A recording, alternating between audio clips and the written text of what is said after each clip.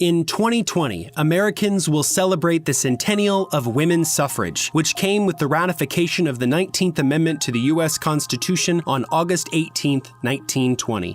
Cultural memory often frames this narrative in national terms, but it took 36 states for suffrage to be ratified. Each one of them has its own unique story. As one of the 36, Indiana and its path to suffrage took an interesting turn just a few years before ratification, when its General Assembly actually granted women a limited form of suffrage. In this episode of From the Vault, we'll share the story of how Hoosier women gained and lost voting rights in 1917, 3 years before the 19th Amendment.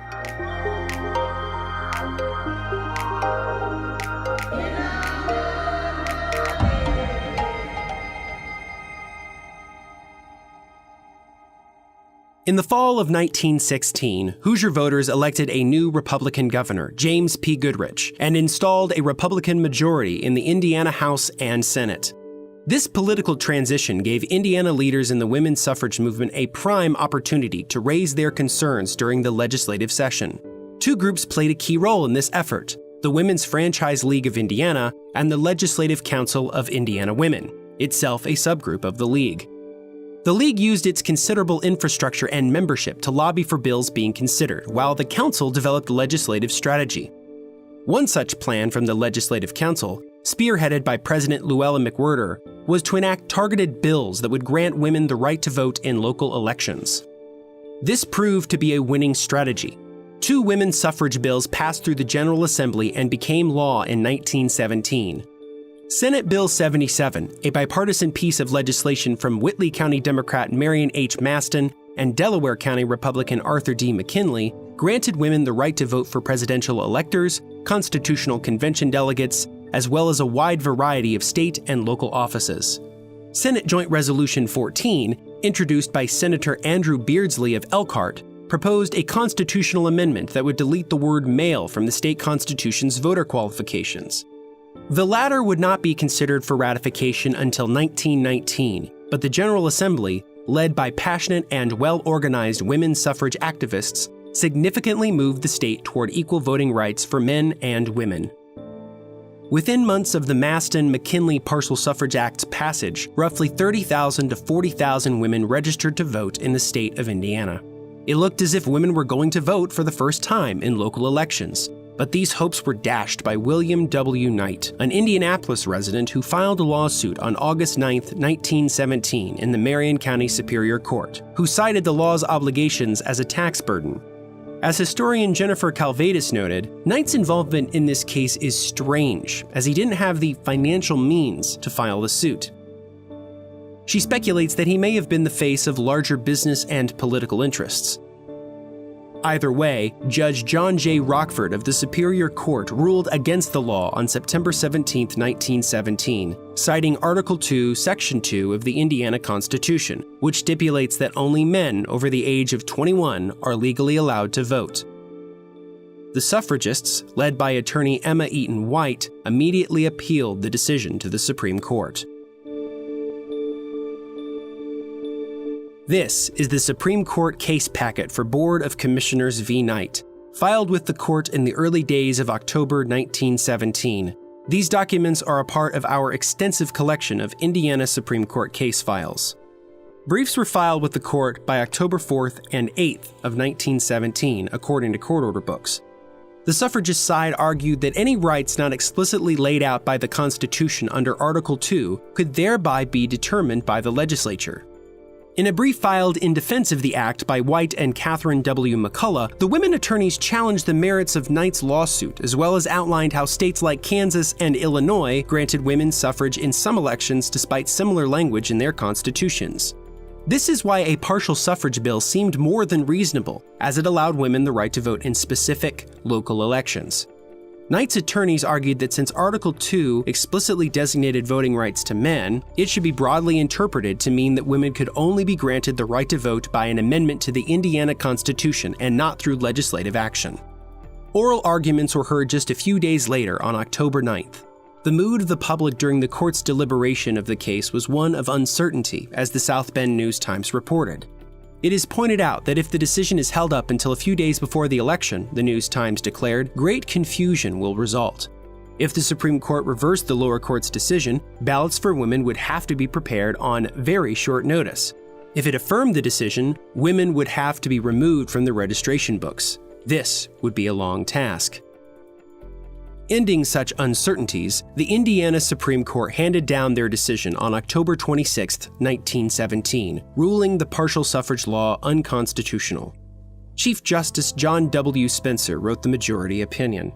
In it, the Chief Justice argued that the law violated Article 2 of the Indiana Constitution. "The right of suffrage is not a natural or an inherent right," he wrote. "It is a political privilege held only by those upon whom it is bestowed either by virtue of express constitutional grant or by authorized legislative provision." Since Article 2 explicitly stated that, in all elections not otherwise provided for by this Constitution, every male citizen of the age of 21 years and upward shall be entitled to vote. A woman's right to vote even in local elections could not be granted without a constitutional amendment.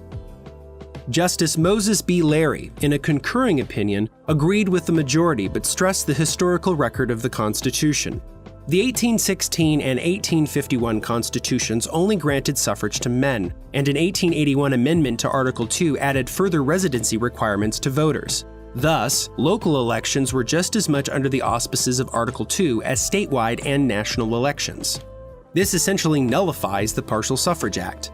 As Justice Larry wrote, "I am prepared to hold that, insofar as the act of the legislature here under consideration attempts to confer on women the right to vote for municipal officers in cities and towns, the same is in conflict with that section of the Constitution as amended in 1881. However, the court was not unanimous in its decision. Justice Lawson M. Harvey wrote a blistering dissent, completely disagreeing with the views of Justices Spencer and Larry. He argued that the 1881 constitutional amendment did not take power away from the legislature to decide the eligibility of voters in local elections, since the Constitution prescribed two sets of rules regarding voters: rules subject to the Constitution and those subject to the General Assembly. Local elections, historically, had been subject to the latter.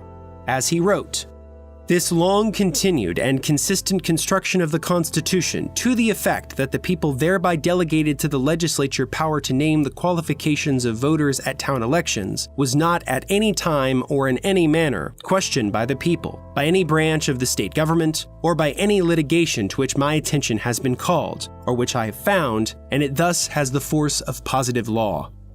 Therefore, the unique change of view which animated the majority was not based on precedent, but on a broader reading of the Constitution, specifically Article 2 and its amendments. Harvey concluded that the Supreme Court should have reversed the decision in the lower court and the law should be held constitutional."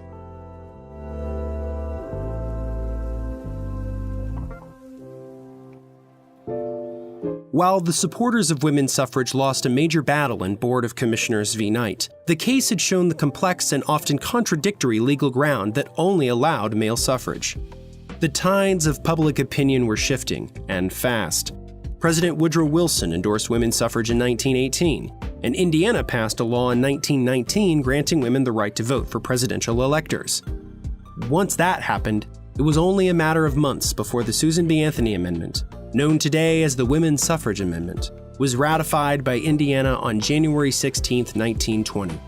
By August, women had the right to vote across the nation. And it wasn't until the 1965 Voting Rights Act that these rights were fully protected for all women. This story illustrates how voting rights are not easily won by those who don't have them. It takes many years and many defeats before meaningful progress happens.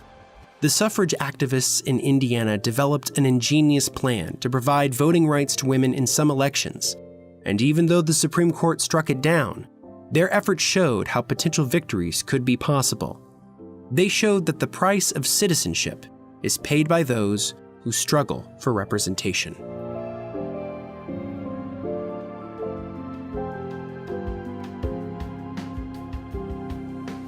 Thanks for watching. Please click like if you enjoyed this video and make sure to subscribe to keep updated on all new videos.